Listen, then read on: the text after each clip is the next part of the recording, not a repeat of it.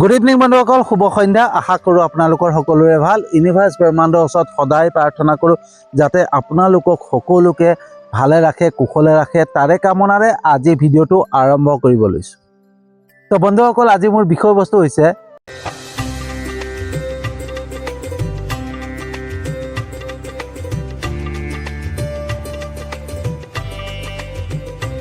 সীমাৰ বাহিৰত গ'লে ভৰিব লাগিব জৰিমনা। তো বন্ধুসকল, আমাৰ প্ৰত্যেকৰে এটা এটা সীমা আছে, হয়নে? আমি সীমাৰ ভিতৰত থাকি কাম কৰিব লাগিব। আমাৰ মানুহৰ জীৱনৰ এটা সীমা আছে, সেই তেনেকৈ আমাৰ ঘৰখনৰো এটা সীমা আছে, হয়নে? আমি ঘৰখনৰ ভিতৰত থাকি আমি যি নকৰোঁ, হয়নে, আমি সকলো কৰি থাকিব পাৰিম, কিন্তু ঘৰৰ বাহিৰত গৈ পেলাই সেই কৰ্ম যদি কৰিবলৈ যাওঁ আমাৰ প্ৰব্লেম আছে, হয়নে? তো সেই তেনেকৈ এখন জিলাৰো সীমা আছে, এখন ৰাজ্যৰো সীমা আছে, এখন দেশৰো সীমা আছে। তো সেই সীমা, দেশৰ সীমাৰ আমি যদি বাহিৰলৈ কাকো নুসুধাকৈ যাওঁ তেতিয়া আমাৰ প্ৰব্লেম আছে, হয়নে? বা কোনোবাই কাকো নুসুধাকৈ সীমা অতিক্ৰম কৰি আমাৰ দেশত সোমাব বিচাৰিছে, তেতিয়া তেওঁৰ প্ৰব্লেম আছে, হয়নে? তো সীমা প্ৰত্যেকতে থাকে, সেই সীমা অতিক্ৰম কৰিলে প্ৰব্লেম হয়, হয়নে? তেনেকৈ আমাৰ জীৱনতো, আমাৰ মানুহৰ জীৱনতো কিছুমান সীমা বান্ধি থোৱা আছে। সেই সীমাৰ ভিতৰত থাকিহে আমি কাম কৰিব লাগিব। আৰু যদি আমি সীমাৰ বাহিৰত গৈ কাম কৰোঁ নহয়, তেতিয়াহ'লে আমাৰ প্ৰব্লেম হ'ব, আমাৰ সমস্যা আহিব, হয়নে? তো বন্ধুসকল, আজি কিছুদিনৰ আগত মই এজন বন্ধুৰ লগত গুৱাহাটী গৈ আছিলোঁ, আৰু গুৱাহাটী গৈ থকা পথত যেতিয়া কাজিৰঙা পাওঁ, সেই কাজিৰঙা পোৱাৰ আগে আগে মই বন্ধুজনক ক'লোঁ যে কাজিৰঙাত গাড়ী চলোৱা এটা গতিবেগ লিমিট কৰি থোৱা আছে, এটা সীমিত কৰি থোৱা আছে, আৰু সেই গাড়ী চলোৱা গতিবেগৰ ওপৰত যদি আমি গাড়ী চলাওঁ নহয় তেতিয়াহ'লে জৰিমনা ভৰিব লাগিব। কাৰণ ইয়াত 40 কিলোমিটাৰ স্পীডতহে গাড়ী চলাব পাৰিম, 40 কিলোমিটাৰ স্পীড ওপৰত গ'লে আমি জৰিমনা ভৰিব লাগিব। তেতিয়া বন্ধুজনে ক'লে, কোনে দেখিছে, বাদ দিয়াহে বুলি কৈ পেলাই সি গাড়ী চলাই গুচি গ'ল। আৰু যেতিয়া গুৱাহাটী পাওঁ হৈছোঁ তেতিয়াই তাৰ মোবাইললৈ মেছেজ আহিছে 1000 টকা জৰিমনা। তো সেই 1000 টকা জৰিমনা কিয় ভৰিলে? কাৰণ যোনটো সীমা বান্ধি থোৱা আছে সীমা অতিক্ৰম কৰিলে, হয়নে? অতিক্ৰম কৰি গাড়ী গতিবেগ বঢ়াই পেলাই চলাই গুচি গ'ল, সেইকাৰণে সি জৰিমনা ভৰিবলগীয়া, হয়নে? ঠিক তেনেকৈ বন্ধুসকল, আমাক ঈশ্বৰে, ব্ৰহ্মাণ্ডে বা সৃষ্টিকৰ্তাই যিখিনি সীমা বান্ধি দিছে, যিখিনি কৰ্ম দিছে, ঈশ্বৰৰ মতে যিখিনি কৰ্ম কৰিবলৈ দিছে, সেই কৰ্ম কৰিলে আমাৰ কোনো প্ৰব্লেম নাই, কোনো সমস্যা নাই। যদি সেই ঈশ্বৰৰ কৰ্মৰ বাহিৰত আমি কৰ্ম কৰিবলৈ যাওঁ, যিকোনো কাম কৰিবলৈ যাওঁ, তেতিয়া আমাৰ সমস্যা আহে, তেতিয়া প্ৰব্লেম আহে, তেতিয়া আমি জৰিমনা ভৰিব লাগে। আমাৰ জৰিমনা কি হয়? আমাৰ বেমাৰ আজাৰ, আমাক দুখ কষ্ট, আমাৰ অভাৱ অনাটন, আমি যে আঘাত পাওঁ, আমি যে কষ্ট পাওঁ, কোনোবাই আমাক বেয়া ব্যৱহাৰ কৰে, কোনোবাই আমাক ঠগি লৈ যায়, এইবিলাক হৈছে কি? আমি ঈশ্বৰৰ ওচৰত জৰিমনা ভৰিব লাগে, হয়নে? কাৰণ ঈশ্বৰে যিখিনি কৰ্ম দিছে, সৃষ্টিকৰ্তাই যিখিনি কৰ্ম দিছে, সেই কৰ্মৰ বাহিৰত আমি গুচি গৈছোঁ, হয়নে? যেতিয়াই সৃষ্টিকৰ্তাই এই সংসাৰখন সৃষ্টি কৰিছিলে, প্ৰত্যেকটো জীৱ জন্তু সৃষ্টি কৰিছিলে, প্ৰত্যেকজন মানুহক সৃষ্টি কৰিছিলে, সেই তেতিয়াই প্ৰত্যেকৰ বাবে এটা এটা সীমা বান্ধি দিছে, যাতে সীমাৰ বাহিৰত কোনো নাযায়।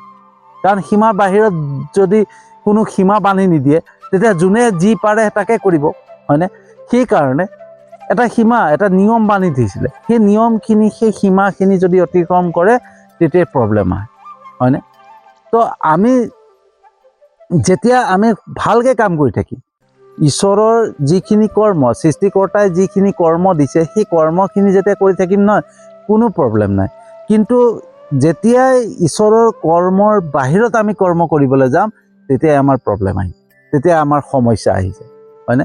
বন্ধুসকল, কেতিয়াবা এনেকুৱা চাব যে অকস্মাতে আমাৰ কিবা এটা প্ৰব্লেম হৈ গ'ল, কিবা এটা সমস্যা আহি গ'ল, হয়নে?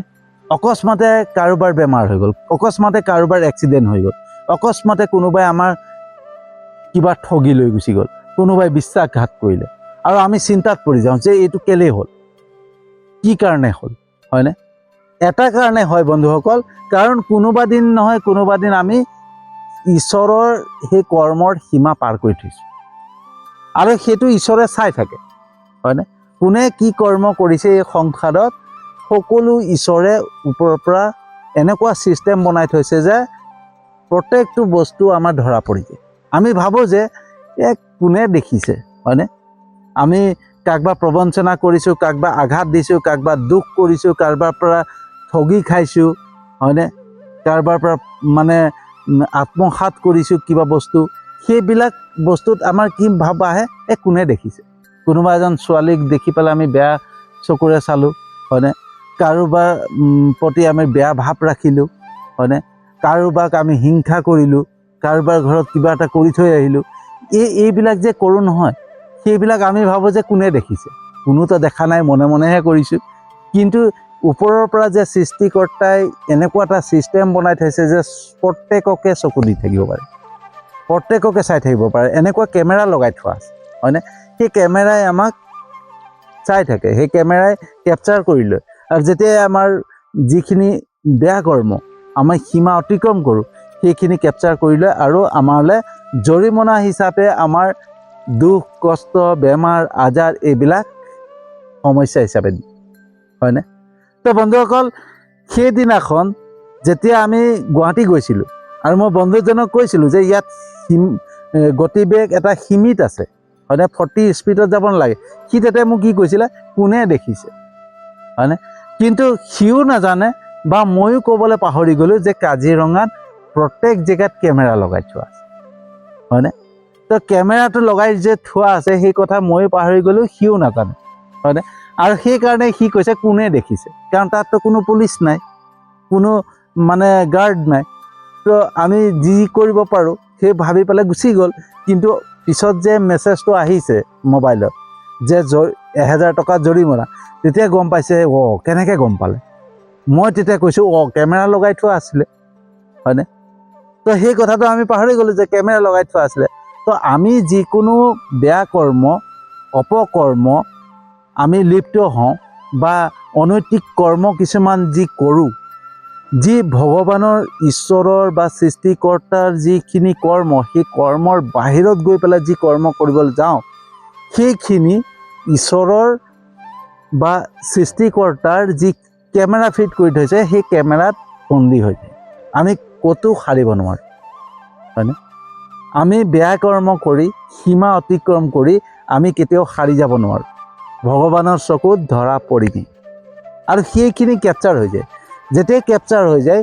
তেতিয়াই আমাৰ জীৱনলৈ কিছুমান সমস্যা আহে কিছুমান বিপদ আহে কিছুমান বেমাৰ আজাৰ দেখা দিয়ে কিছুমান দুখ কষ্ট দেখা দিয়ে হয়নে আঘাত পাওঁ কোনোবাই আমাক আঘাত দিয়ে হয়নে মোৰ পত্নীয়ে মোক আঘাত দিছে মোৰ স্বামীয়ে মোক আঘাত দিছে মোৰ বয়ফ্ৰেণ্ডে মোক আঘাত দিছে সেই আঘাতবিলাক যে পোৱা হয় সেইটো এনেই নহয় আমি সেই সীমা যে অতিক্ৰম কৰিছিলোঁ তাৰ জৰিমনা হয়নে তাৰ জৰিমনা ভৰিবৰ কাৰণে আমাক সেইখিনি দুখ কষ্ট আমাৰ জীৱনলৈ জৰিমনা হিচাপে দিয়ে হয়নে সেইকাৰণে বন্ধুসকল আমি জীৱনত খোজ আগবঢ়াওঁতে প্ৰত্যেকটো খোজ আমি চাব লাগে যে আমি ভগৱানৰ যোনটো কৰ্ম সেই কৰ্ম অতিক্ৰম কৰিছোঁ নেকি কিন্তু আমাৰ কি হয় আমি লোভত পৰোঁ হয়নে আমি এই ভৌতিক বস্তুবিলাকৰ লোভত পৰোঁ আমি কামনা কৰোঁ হয়নে আমাক যিখিনি ভগৱানে দিছে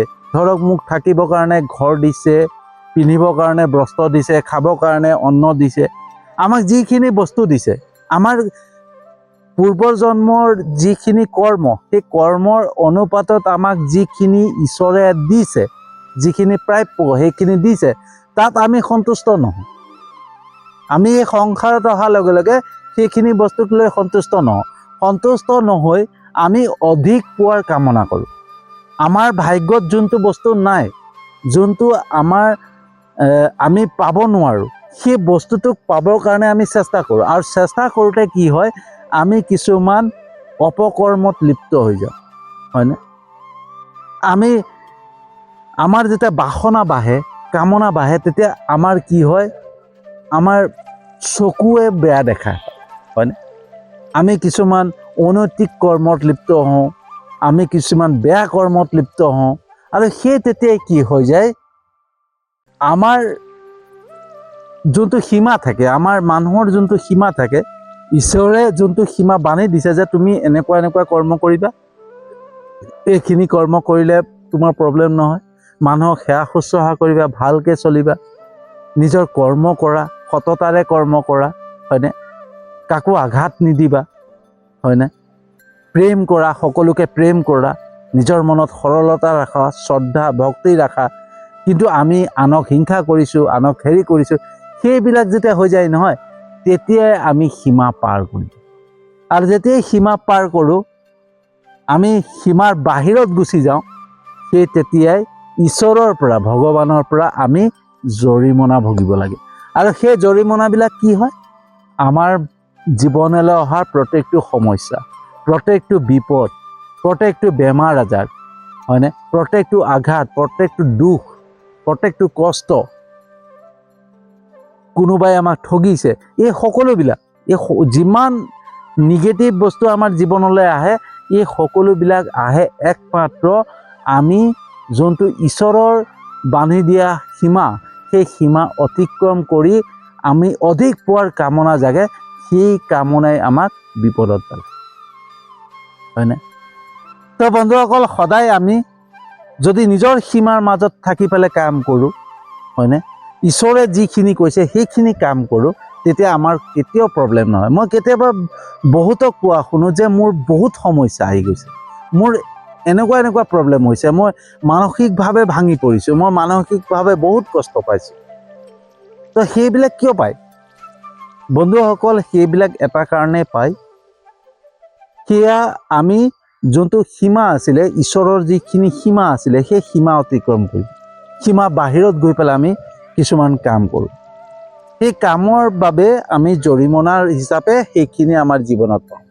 তো বন্ধুসকল, আমি যদি আজি দুখ পাইছোঁ, আমি যদি আজি কষ্ট পাইছোঁ, আমি যদি কাৰোবাৰ অপমান সহ্য কৰিবলগীয়া হৈছে, কোনোবাই আমাক বেয়াকৈ কৈছে, কোনোবাই আমাক আঘাত লগাকৈ কৈছে, হয়নে, কোনোবাই দুখ লগাকৈ কৈছে, সেইখিনি আমি পাবলগীয়া।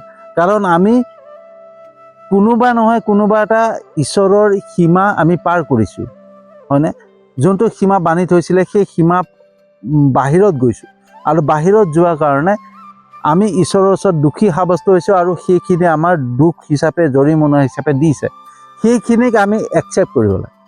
একচেপ্ট কৰি আমি জানিবলৈ চেষ্টা কৰিব লাগে যে মই এই প্ৰব্লেমটো কিয় আহিলে, ক'ৰ পৰা আহিলে, আৰু যাতে সেই প্ৰব্লেমটো আৰু দুনাই নাহক তাৰ কাৰণে আমি কাম কৰিব লাগে, হয়নে?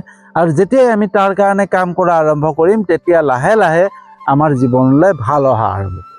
তো আজি যেতিয়া মই জানিছোঁ যে জীৱনৰ প্ৰত্যেকটো সমস্যা, প্ৰত্যেকটো প্ৰব্লেম, প্ৰত্যেকটো আঘাত, প্ৰত্যেকটো দুখ মোৰ কৰ্মৰ বাবে আহিছে, মই যিখিনি কৰ্ম কৰিছিলোঁ, যোনটো ঈশ্বৰে দিয়া সীমা, সেই সীমা পাৰ কৰি গৈছিলোঁ, সেইকাৰণে মোক জৰিমনা হিচাপে সেইখিনি বস্তু দিছে। সেইখিনি মই একচেপ্ট কৰি যাতে দ্বিতীয়বাৰ মোৰ এই প্ৰব্লেমখিনি নহওক, যাতে মোৰ সেই ভুলটো নহওক, তাৰ বাবে মই কাম কৰিম, হয়নে?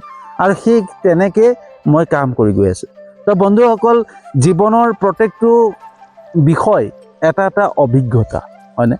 আমি অভিজ্ঞতাৰ পৰা শিকিলে সকলো জানিব পাৰিম, হয়নে? তো আজি যিখিনি ভিডিঅ' বনাই আপোনালোকলৈ আগবঢ়াই আছোঁ বন্ধুসকল, সেইখিনি মোৰ এটা এটা অভিজ্ঞতা, মোৰ জীৱনত পোৱা অভিজ্ঞতা।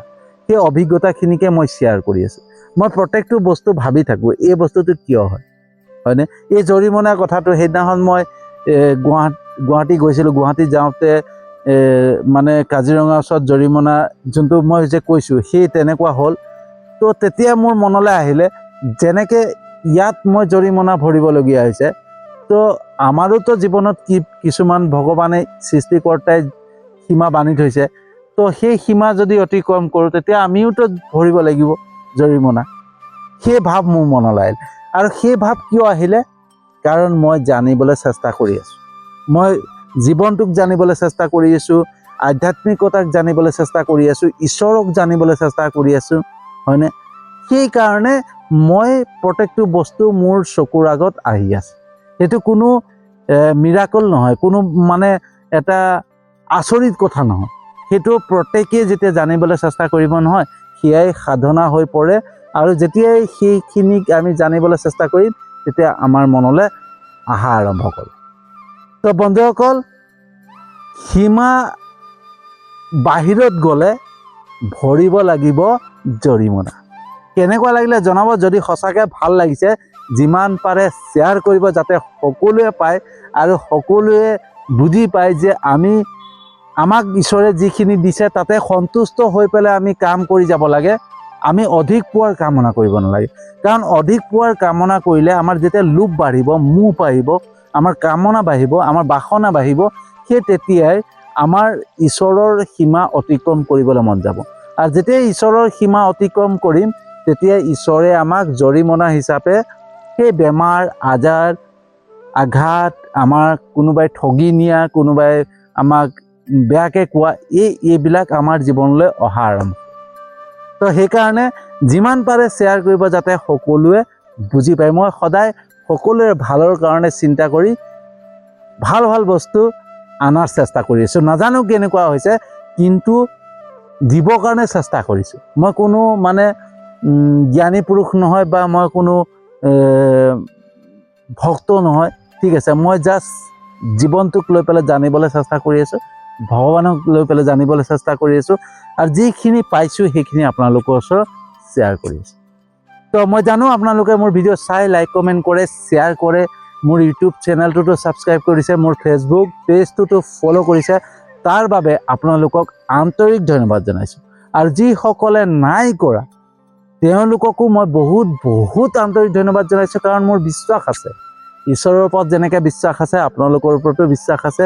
এদিন নহয় এদিন মোৰ ভিডিঅ' চাব, ভাল পাব, লাইক কৰিব, কমেণ্ট কৰিব, শ্বেয়াৰ কৰিব, মোৰ ইউটিউব চেনেলটোতো ছাবস্ক্ৰাইব কৰিব, মোৰ ফেচবুক পেজটোতো ফ'ল' কৰিব। সেই বিশ্বাসেৰে আজিৰ ভিডিঅ'টো সামৰণি মাৰিছোঁ, আৰু এটা নতুন বিষয়বস্তু লৈ আহি আছোঁ।